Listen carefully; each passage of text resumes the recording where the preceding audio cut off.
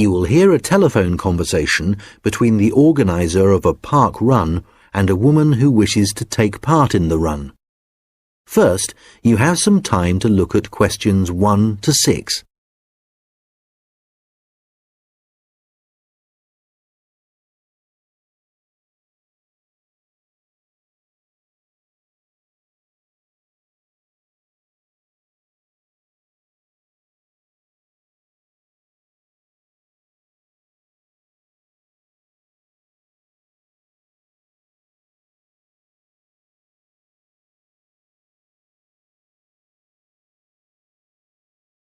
Good morning, Dave Smith speaking. Hi, could I speak to the organiser of the Preston Park Run? Yes, that's me. Great. I was talking to some friends of mine about the run, and they suggested I contact you to get some more details. Sure. What would you like to know? Well, they said it takes place every Saturday. Is that right? Yes, it does. Okay, great. Do you know where the park is? Oh, yes, I've been there before, but it's quite big and I'm not sure where to go. Well, there's a circular track that goes right around the park. The run starts at the cafe, goes past the tennis courts, then twice around the lake and finishes back where it started. Okay, and what time is the run? Well, the actual run begins at 9 a.m, but the runners start arriving at about 8:45. Okay, so I need to get up early Saturday morning then. And how long is the run?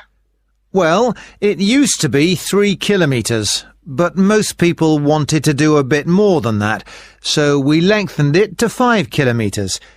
We now go round the lake twice, and that adds an extra 2 kilometres. Right. Not sure I've ever run that far, so I'd better start doing a bit of training. That's a good idea. But it's not a race, it's really just for fun. And the best thing would be to take it easy the first few times you do it, and then see if you can gradually improve your time. Is the run timed then? How do I know how well I've done? When you cross the finish line, you'll be given a barcode, and you take this to one of the run volunteers who will scan it. Then you can get your time online when you go home. Oh, I see. You collect all the results. Exactly. I see. That's great. So, how do I register? Well, there are several ways. I could take your details over the phone, but it's much easier if you do it using the website. Okay, good. I think that's probably all I need to know for now. Oh yes, does it cost anything to register, or do you collect money each week? Well, it doesn't cost anything to register, but we do charge for the run. In fact, we have just increased the charge to £1.50. It used to be £1, but because we were making a bit of a loss, we have had to increase it by 50p. Okay, thanks. I think I have enough information on taking part in the run. Before you hear the rest of the conversation, you will have some time to look at the questions 7 to 10.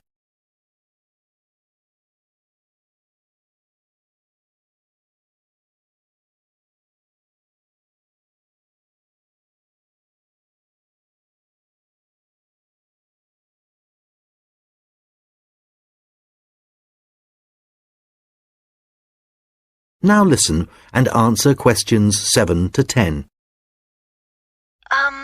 You mentioned volunteers. I have a friend who is interested in helping out. Can you give me some details so I can pass them on to her? Sure. Well, you need to ask your friend to contact Pete Morn. He manages all the volunteers. Okay. I didn't quite catch his surname. Was it Morn? M-O-R-N? No, just a bit more complicated. It's M-A-U-G-H-A-N.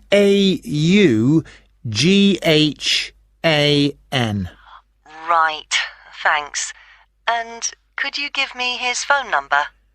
Yes, just a moment. It's here somewhere. Let me just find it. Ah, I've two numbers for him. I think the one that begins 01273 is an old one, so use this one.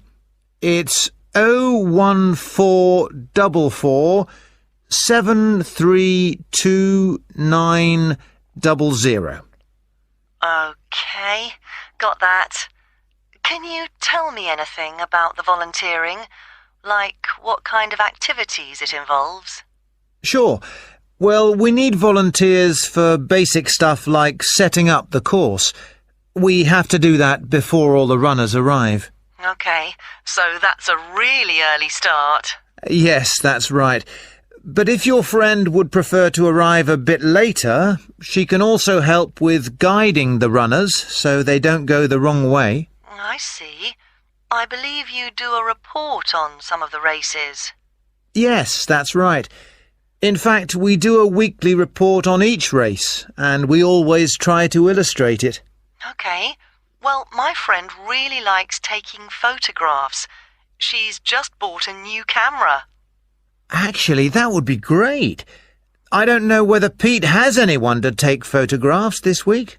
Oh, I'll let her know. OK, good. Could you ask your friend to phone Pete and let him know? Yes, I will. OK, thanks. Goodbye. Goodbye. That is the end of part 1. You now have half a minute to check your answers. Now turns to part 2. Part 2.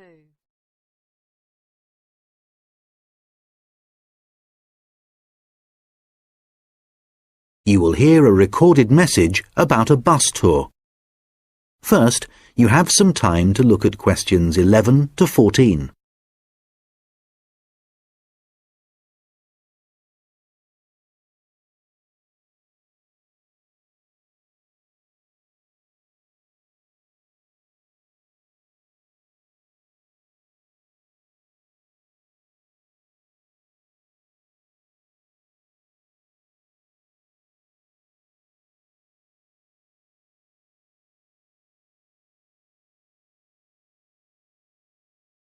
Thank you for calling the phone line for the Pacton-on-Sea bus tour. This is a recorded message lasting approximately 4 minutes, and it provides general information on the town bus tour. Pacton-on-Sea is a beautiful West Coast town and has attracted tourists for many years. One of the best ways of getting to know the town is to take the bus tour, which provides a wonderful viewing experience from one of our open-top buses. The tour is a round trip of the town, and there are a total of 4 stops where passengers can get on and off the bus. A lot of people start at the first stop, which is at the train station, as this is where many tourists arrive in the town. The next stop after the station is the aquarium, which is famous for its dolphin show, and which has recently expanded to include sharks. This is well worth a visit and is very reasonably priced. Leaving the aquarium, the bus tour goes along the coast road and after a few kilometers comes to the old fishing village, where you can get off to stroll along the waterfront. There are some original buildings here, but most of the area has been modernized and is now used as a harbor for all kinds of sea craft, including yachts and some amazing powerboats. The tour then heads off to the last stop, and this is where most of the shops are. So for those of you keen to do a bit of shopping, this is the place for you. Our advice is to go to this part of the town in the morning when it is relatively quiet. It does get very busy in the afternoons, especially at the height of the season. This area of the town includes an ancient water fountain where many people like to have their photograph taken, so do look out for this. Before you hear the rest of the conversation, you will have some time to look at the questions 15 to 20.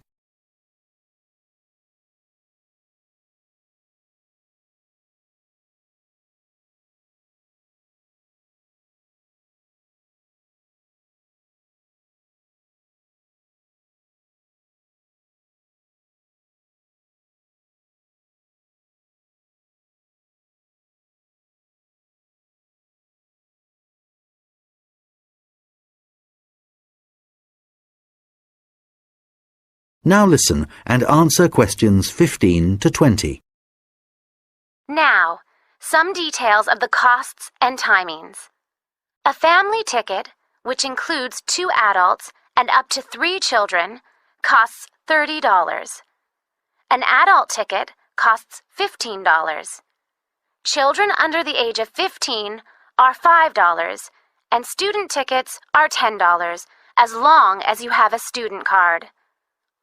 All tickets are valid for 24 hours, which means that you can get on and off the bus as many times as you like within a 24-hour period.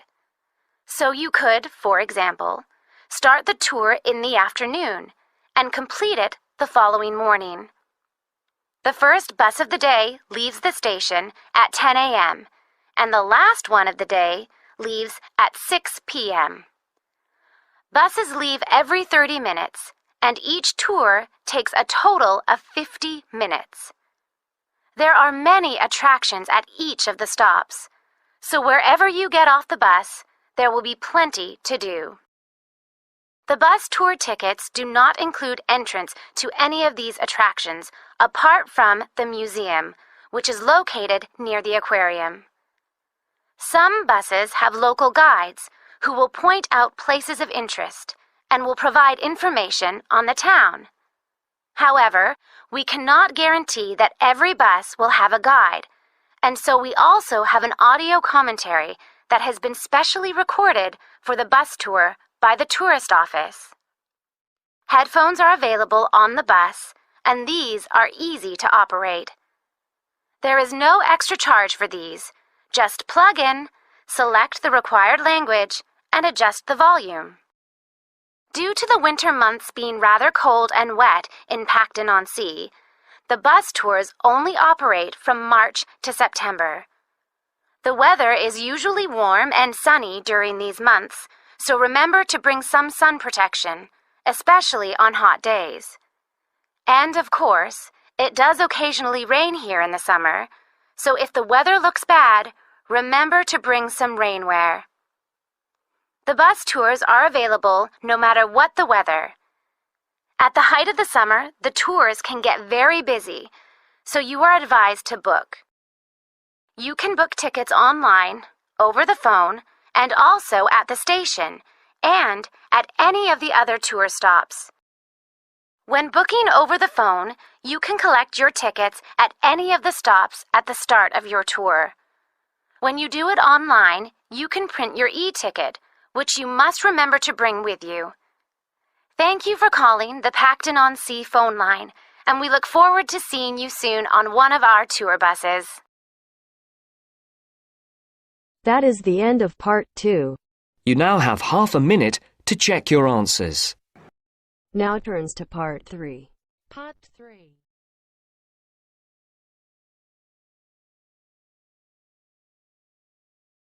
You will hear a conversation between an admissions officer and a manager from the university's technologies department. First, you have some time to look at questions 21 to 26.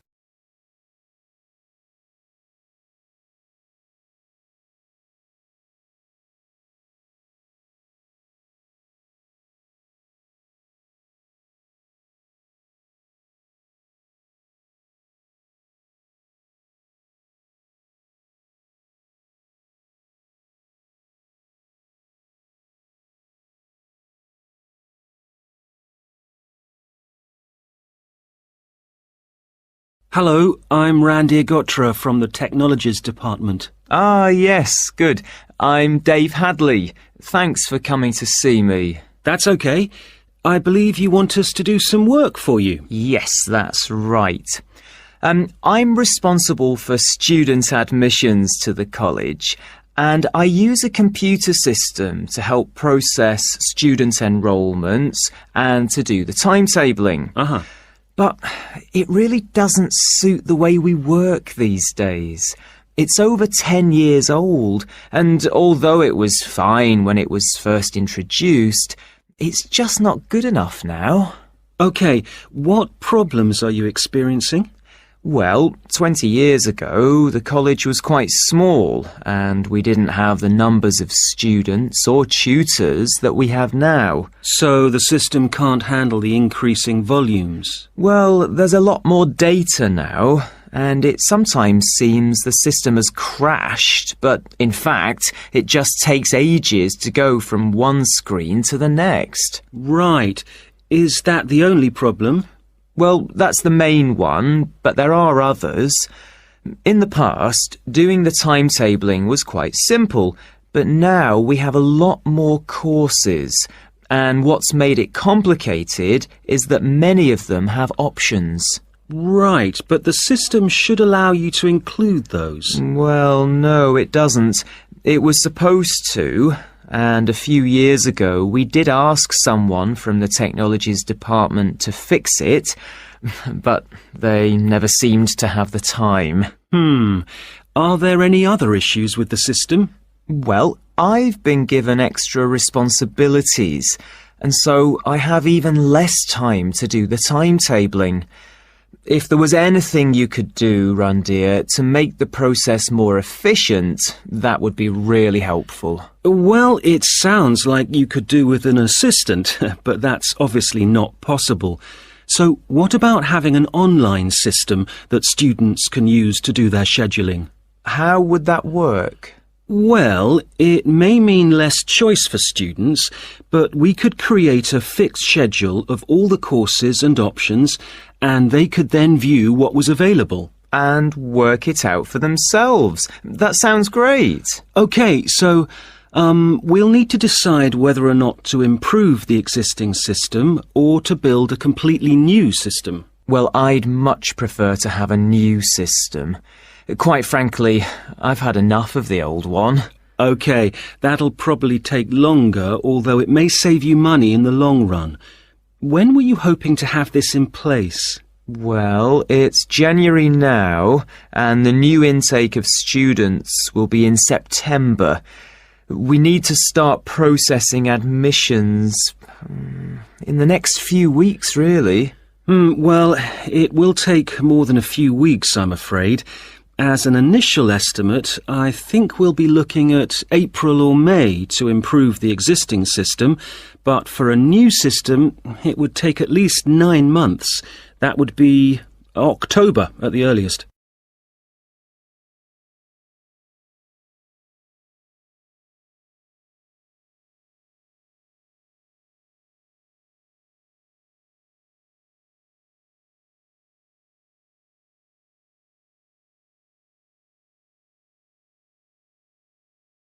Now listen and answer questions 27 to 30.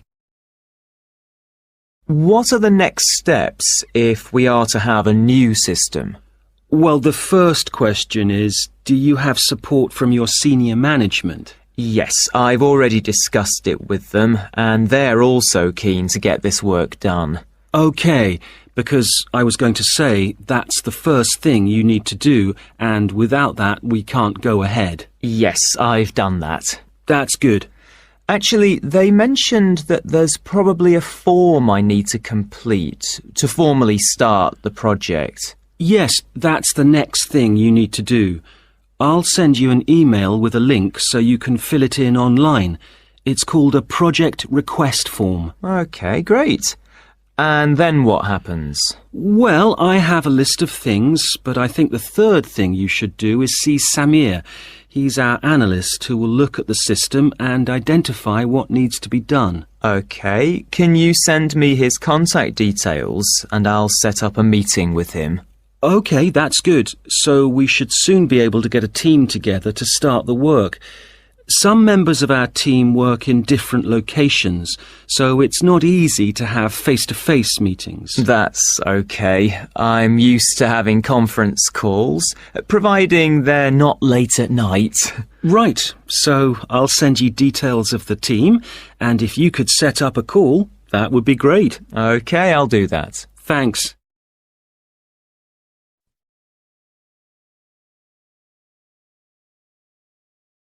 That is the end of part 3. You now have half a minute to check your answers. Now turns to part 4. Part 4. You will hear a lecture about how the production of ceramics, such as plates, pots and glass, first began. First, you have some time to look at questions 31 to 40.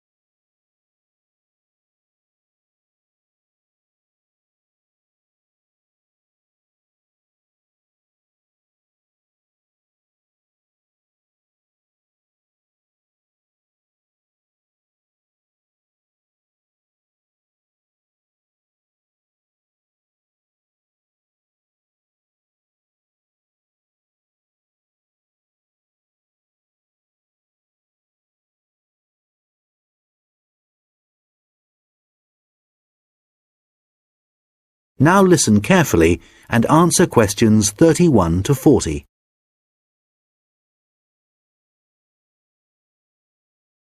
Hi everyone.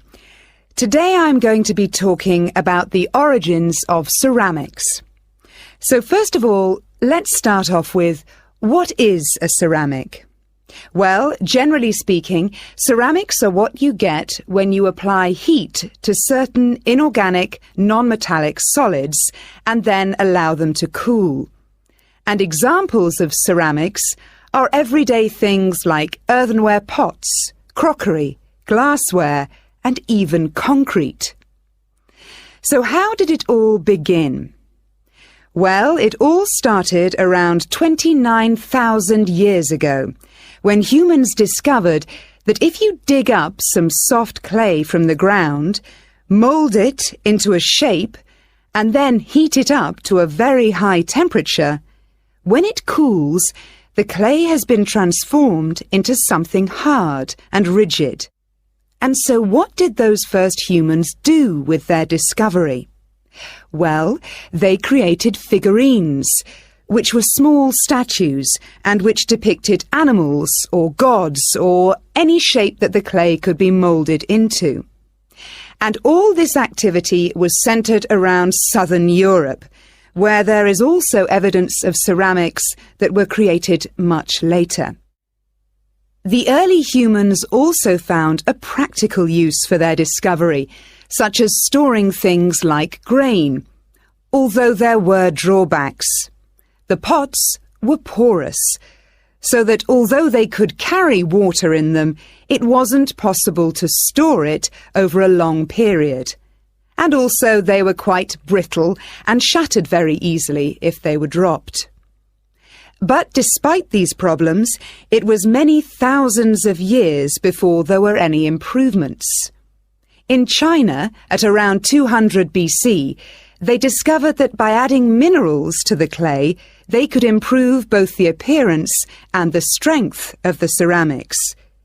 But it took nearly 1,000 years before they perfected the process to produce high-quality ceramics known as porcelain. And once they had perfected the process, they kept it a secret for another 1,000 years. Compared to the first ceramics, porcelain was lighter, finer, harder, and whiter, and became an important commodity in China's trading with the rest of the world for hundreds of years. In fact, it became so valuable that it was known as white gold, and spies were sent to China to discover what they did to the clay to produce such high-quality merchandise. It wasn't until the 18th century that the secret began to unravel.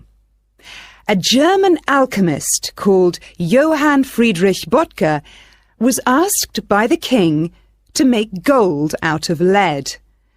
Unfortunately, Böttger failed to achieve this and soon gave up. But in order to please the king, he attempted to make high-quality porcelain.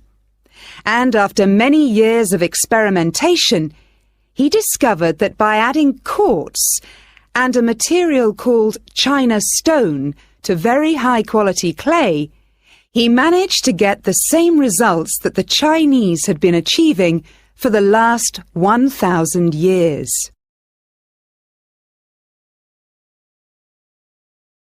We'll now look at another ceramic which is made from mixing sand with minerals and heating to over 600 degrees Celsius. When this mixture cools, the result is, of course, glass. The main difference between ceramics made from clay and glass is that clay is made up of crystalline plates which become locked together in the cooling process, whereas glass cools too quickly for crystals to form. Apart from that, the process of heating up naturally occurring materials to transform them is the same. The origins of glass date back to 3500 BC, but it wasn't until the Roman Empire, 2,000 years ago, that the art of glass blowing and the practical uses of glass became more widespread. One of the more innovative uses was to use it in windows, as up until then they had just been holes in walls. It must have been very drafty in those days.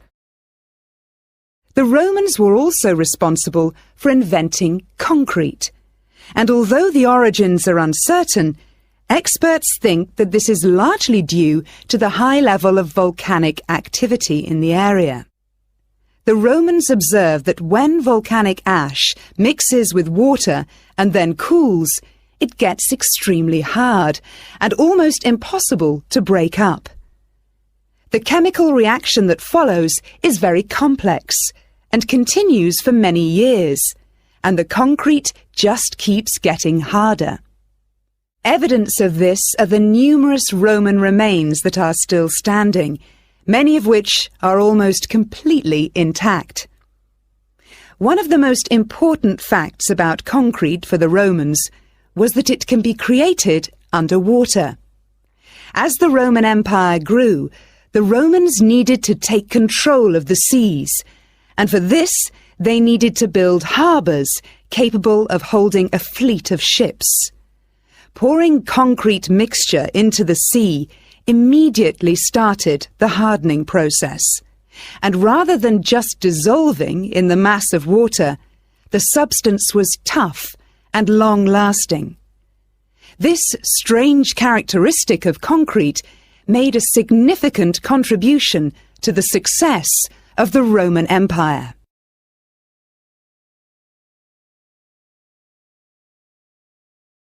That is the end of part 4. You now have half a minute to check your answers.